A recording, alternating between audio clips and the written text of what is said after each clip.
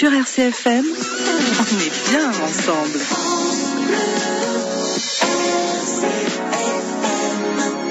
J'accueille Rosemarie Pasqualaggi. Bonjour Rosemarie.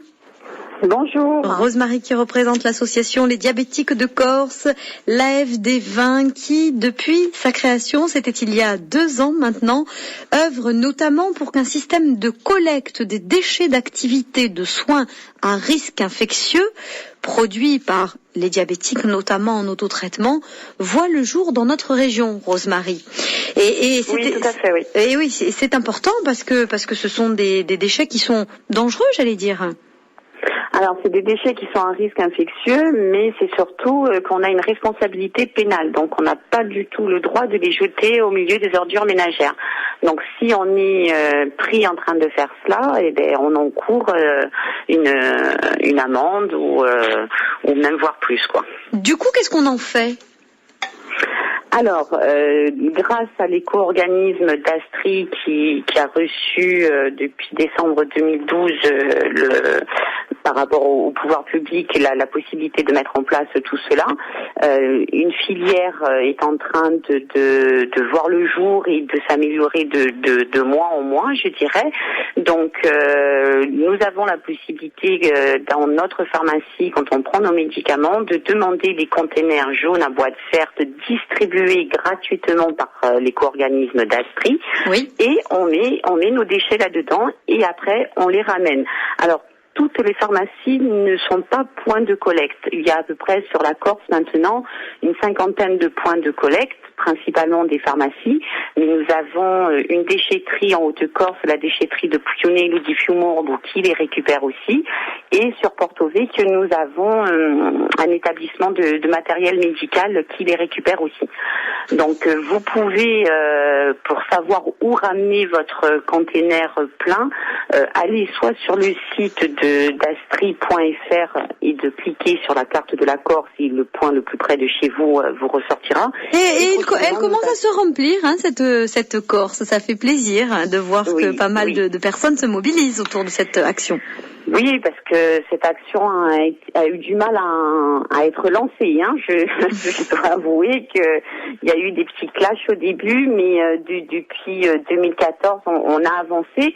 Bon, la Corse a avancé, mais elle est toujours encore un peu en retard à ce point de vue-là, parce que seulement 8,9% des déchets sont récupérés, contre 33% au niveau national. Ouais, ça fait peu. On est encore un peu en retard. Donc moi, je tiens surtout à alerter les personnes en autotraitement, diabétiques et autres, parce qu'on a une responsabilité pénale des déchets que nous produisons. Donc il y a cette filière qui peine à se mettre en place, mais qui se met en place petit à petit. Donc autant en profiter pour rester dans la légalité d'une, mais aussi surtout préserver notre environnement, car c'est quand même, s'ils ont le titre de déchets à risque infectieux, c'est pas pour rien. Le classement, ce classement dans cette catégorie n'est pas fait par le malade, c'est fait par les pouvoirs publics. Donc c'est qu'il y a certainement une raison, et donc préservons notre environnement et préservons aussi notre responsabilité, 370 kilos de dasserie, déchets d'activité de soins à risque infectieux collectés entre les mois de janvier et septembre en Corse. C'est pas mal, mais on peut mieux faire. Il y a quand même 7631 patients qui sont en autotraitement, qui sont concernés chez nous, sur notre île, c'est beaucoup. Sur l'île, oui. Et petit à petit, effectivement, les pharmacies, surtout, et les professionnels de matériel médical se mettent sur la voie de ces collectes auprès des patients en autotraitement. Donc, essayez d'avoir ce réflexe. Surtout, ne jetez pas vos déchets. C'est risqué, c'est puni par la loi. Et en plus, il y a des partenaires, y compris sur notre territoire, qui ont choisi de jouer le jeu. Aujourd'hui, l'association Les Diabétiques de Corse en était le relais. Un petit point, même si on n'a que quelques secondes, Rosemarie, sur les actus de l'association. Les actus de l'association, j'ai le plaisir de vous informer qu'à partir de janvier, nous aurons une permanence mensuelle sur Bastia. Bonne nouvelle. Donc, je reviendrai vers vous, Isabelle, pour en parler plus amplement. Avec plaisir. D'accord. Et donc sur Ajaccio, donc nous avons la permanence mensuelle le 3e jeudi de chaque mois au siège de l'association des paralysés de France.